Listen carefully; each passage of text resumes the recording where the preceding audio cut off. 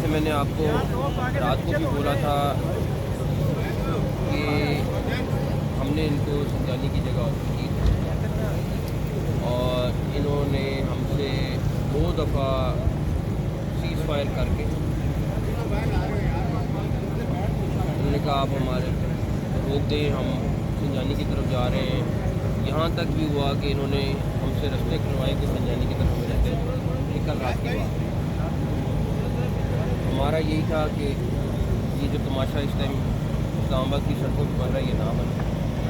Head of state already इस time यहाँ से 1 किलोमीटर दूर मौजूद है और ये जो फुटेजेस और ये सारा कुछ आंसू की चैलें ये किसी की बदनामी नहीं है, ये उनकी बदनामी है। दूसरा, अभी मैं आप में से कुछ लोग साथ भी थे आगे, वो बड़े बड़े पंखे साथ आ रहे हैं और आंसू गैस इतनी मैसेज स्केल पे वो मैंने इनको कहा आंसू गैस पूछे, उन्होंने कहा हम नहीं चला रहे, उनकी साइड से आंसू गैस आ रही और साथ वो पंखे लगा रहे हैं तो कि हवा सारी उधर हो जाए। एनीवेज वो एक ज़्यादा चीज़ है। उसके बाद 30 नंबर पर कल हमारी टोटल 4 शादी, 3 रेंजर्स की, 1 पुलिस के जवान की, पंजाब पुलिस के जवान की, 2 रेंजर्स वाले क्रिटिकल हैं, 4 हमारे इस्लामाबाद वाले क्रिटिकल हैं। हमारे एएसपी कल 2 ज़ख्मी हुए, एसपी बेचारा एक शदीद ज़ख्मी है, 5 इस्लामाबाद पुलिस के पंजाब पुलिस के क्रिटिकल हैं, 70 उनका ज़ख्मी है।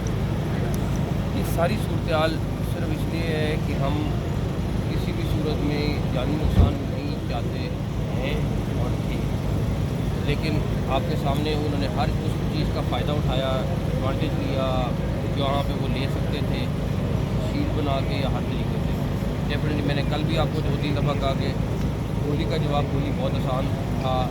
अभी मैंने पुलिस को, अभी मैं आई साहब को ये कह के अब ये उनका इख्तियार है कि वो जिस तरह भी टैकल करना चाहिए करें, और बिकॉज आपके सामने पता है वो कहाँ पे मौजूद है इसमें सारा कुछ, तो वो उनका इख्तियार है उन्होंने कैसे टैकल करना है, हमारा उसमें वो नहीं है। लेकिन हम डेफिनेटली उनको सपोर्ट करेंगे, सारे जवानों को सपोर्ट करेंगे और उसके बाद सर वो सर यहाँ पे कहा जा रहा है 30,000 40,000 असल तादाद इनकी कितनी है?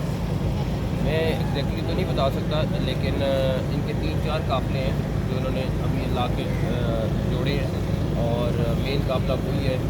आया सारा KPK से, हर बंदा इस टाइम पंजाब से आपको एक बंदा भी हार्डली नहीं मिल रहा है, जो आया हुआ है सारा का सारा। और वो 2000 के करीब बंदा जिसकी हम कल भी बात कर रहे थे, वो असल बंदा है जो वो ट्रेड है, जो भी वो बंदा है उनको बैकग्राउंड चेक तकरीबन हमने करा लिए हैं, वो आपको पता चलेगा कि वो लोग कौन है जो असल में उनके साथ आपने दावा किया था कि काफिले नहीं पहुंच सकते। सर फिर एक मतलब ना काफी वजह क्या बनी कि अभी वो इधर पहुंचे? वो चीज़ आप अभी मेरे साथ मैं आपको कल भी बात की थी कि अभी हम चौक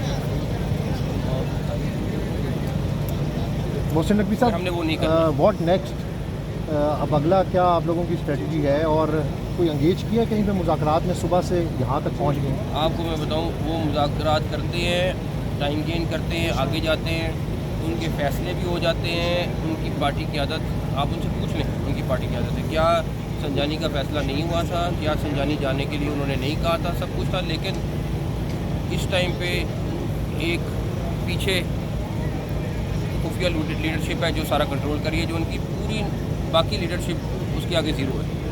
पहुँच गए सर आर्टिकल 245 के तहत एक ये बता दें नोटिफिकेशन जारी हो गया है। दूसरा अब आर्मी को जो यहाँ बुलाया है, आर्मी सब क्या काम किया?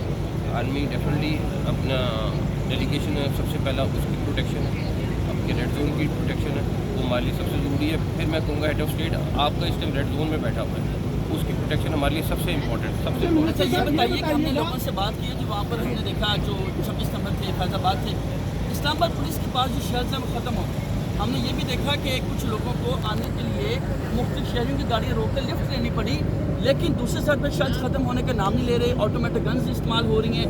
3 से 4 आई विटनेस इस्लामाबाद पुलिस के हैं जिन्होंने देखा कि उन्होंने अपनी गन्स इस्तेमाल करते हुए बाकायदा गोलियाँ सीधी मारी।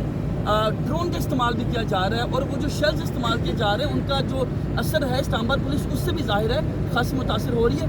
बैरूनी एलिमेंट की हम बात करते रहे, आपको लगता है कि केपी के गवर्नमेंट डायरेक्टली एक बतौर गवर्नमेंट सामने आ चुकी है, ये बैरूनी एलिमेंट है जो इस तरह के जो लिथल वेपन है वो यूज़ हो रहे हैं? इसमें 3-4 चीज़ें। पहली चीज़, जो भी एलिमेंट बाहरली साइड में है वो हम आपको बाद में ऐसे क्लेम नहीं करना चाहता, इसलिए हम जो भी चीज़ होगी आपके सामने एविडेंस रखेंगे, आपने डिसाइड करना।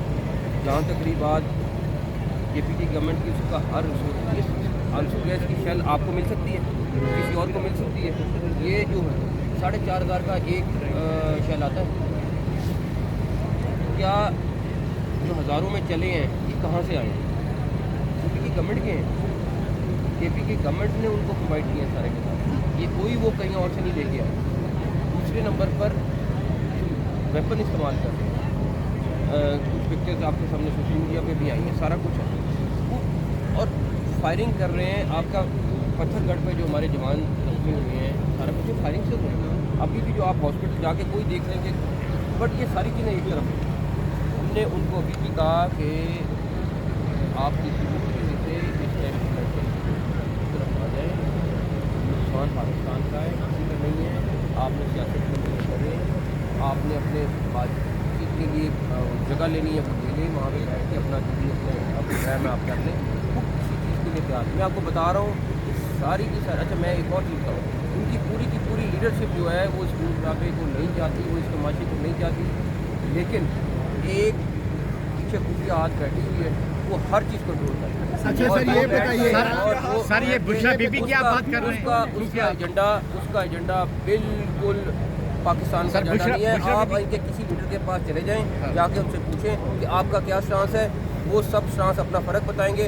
एक वो खुफिया हाथ पीछे और ये बताइएगा कि एक इस सारे एहतजाज की प्लानिंग एक खातून की सरबराही में एक कमेटी ने की और इसको रोकने के लिए आप तमाम इदारे बैठे हैं, तो खातून जो है वो कामयाब होती नज़र आ रही है? अटक से लेकर वो डी चौक पहुंच गई है अपने दावे के मुताबिक। वो जो खुफिया हाथ है वो कामयाब नहीं हुआ, वो पाकिस्तान को बदनाम करने के लिए जो निकला, तो उसकी डेटें, उसका सब कुछ, उसका एजेंडा कुछ और है।